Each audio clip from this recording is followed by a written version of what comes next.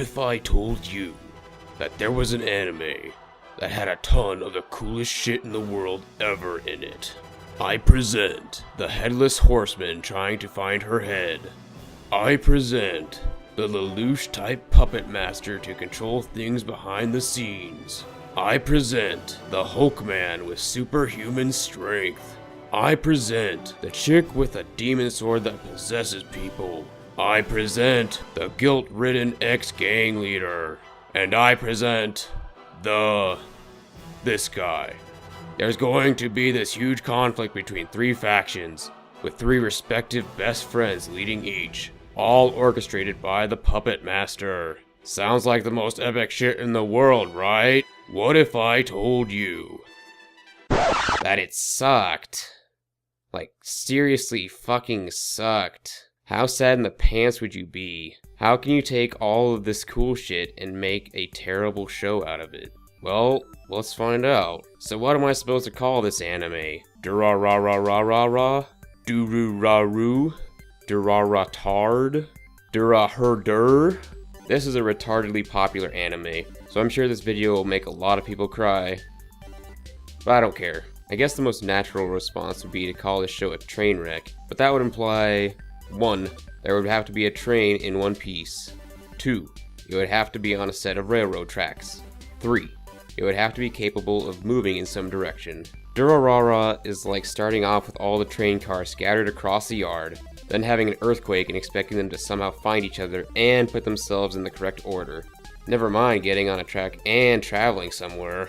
To put it in layman's terms, Duraherder is a mess. There is no logical flow, or coherence, or reason in events that happen throughout the course of the series.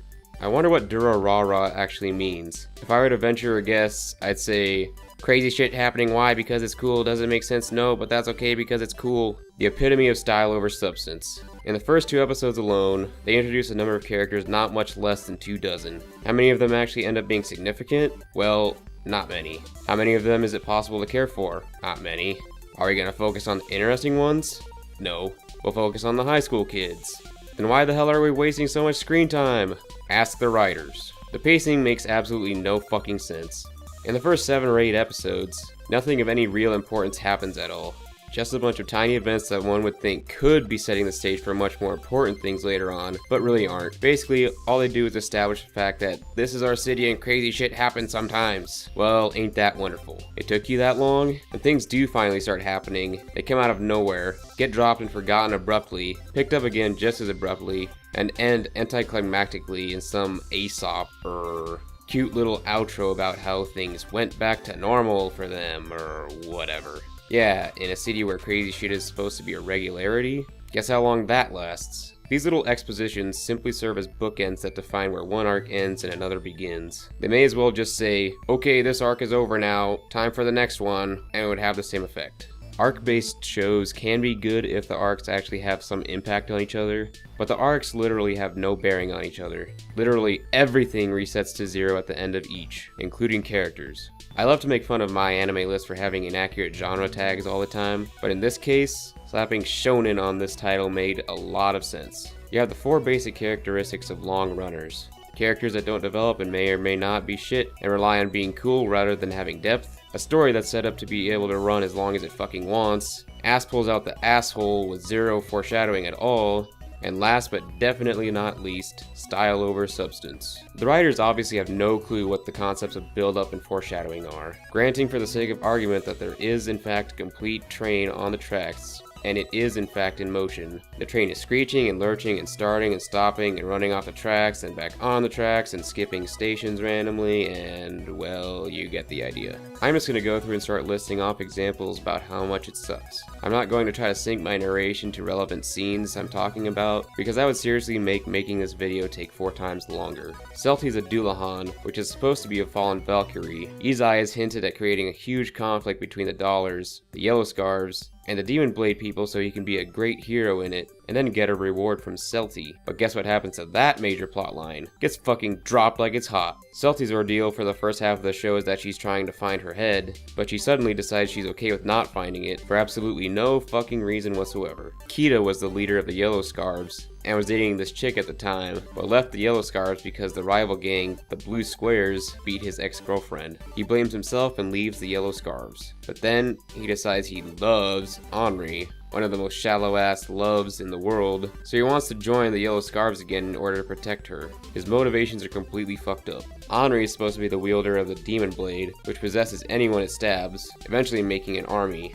But they drop the bomb on you with all of the subtlety of an elephant dropping from a cargo plane. They make it look like some dumb bitch is the owner, until Henri is about to get stabbed by the dumb bitch. Amazing foreshadowing again. Kita, a completely average human being, gets bludgeoned in the back of the head with a lead pipe. After that, he's still in a condition where he's able to fight.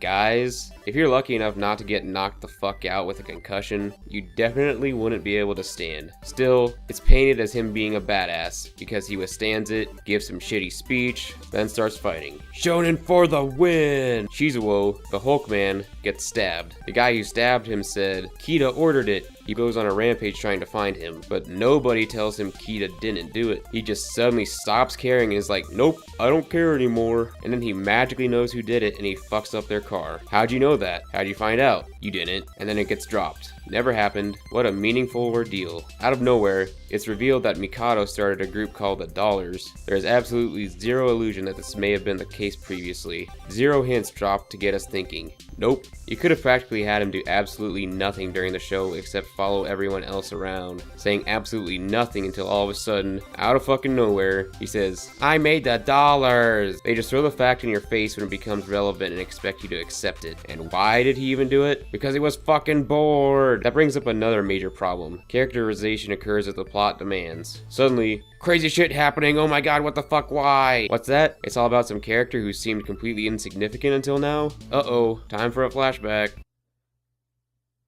And that's how he/she got to where they are today. Or, this is the secret he or she has been hiding. What? Excuse you? Suddenly, Shizuo, the Hulk man, is saying that he's always hated his powers. Wait, what? He's been using them liberally on people in front of people the entire show, and hasn't seemed to care in the slightest. Okay. Mikado is just a really boring character in general, and falls in love with Henri, who's just basically a big pair of tits. There also seems to be this character who they were occasionally, half-assedly, trying to paint as some type of but it's honestly impossible to tell whether he did anything that affected the situation at all. Then he basically just turns into a big troll. You might as well just put the troll face on the screen whenever he shows up. The more I think about it, the more Durarara reminds me of Guilty Crown, in that Guilty Crown also likes to throw a shitstorm at you and try to explain it as though it made sense afterwards. Oh god, drawing parallels to Guilty Crown.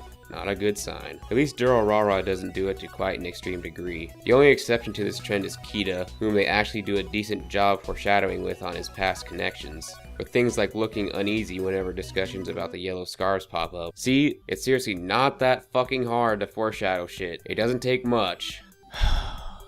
Anyway, on to sound and art. The OPs and EDs leave a bad taste in my mouth. There's no other way to describe it. The soundtrack is composed entirely of a bunch of slow, nonchalant, beep-boopity xylophone tracks that sound pretty much the same, regardless of the events transpiring on the screen. No, actually, I think it's the exact same fucking song over and over again. At least it sounds like it. The animation is generally pretty nice, although some big corners are cut at points. Usually action sequences. One time, a mob of generic, unimportant people, signified by the fact that they're completely gray, is attacking Shizuo, and they all somehow morph together into one giant amorphous blob. Seriously guys, they're all gray. At least draw some lines in there so it looks like they haven't turned into some monster out of a 50s B-stock horror film. So why the hell is Durarara's mean score so high? Your guess is honestly as good as mine. He likes to foreshadow things that sound fucking awesome, but never delivers. And then it turns around and pulls shit out of its ass that doesn't even matter at all. To his credit, it does have some pretty cool characters. Shizuo, Izaya, and Celti, the rest are trash. And there are some cool moments, almost always revolving around one of these three characters. Again, seriously, why do we spend so much time looking at dumb/pointless characters? If they had just capitalized on the decent ones, the dub is seriously way better than a show like this deserves. But that's it, some cool points. Style over substance. Oh, I almost forgot! They seem to really enjoy throwing the word love around in the show a lot. No, I don't think you get it. They do it. A lot. Tuh. There's this whole ordeal about a sick fuck who falls in love with a head in a jar. His obsession is nothing less than what could be classified clinically as a mental illness. Love. What? And that's not even the half of that story. Seriously, some of the most fucked up shit I've ever heard. If I recall correctly, there's exactly one situation where the word is used that isn't mind-bendingly perverse or nauseatingly fucked up. The series really isn't memorable in any way. I've already forgotten most of what happened, and would have had a hard time recalling this from memory if I hadn't written down all of this. Oh, and by the way, people drawing Shizuo x Izaya yaoi fan art, fuck you! Shizuo expresses nothing but pure hatred of Izaya. How you turn that into gay homofag is fucking beyond me. Critic score? 3. If I were a raging retarded fanboy, 10!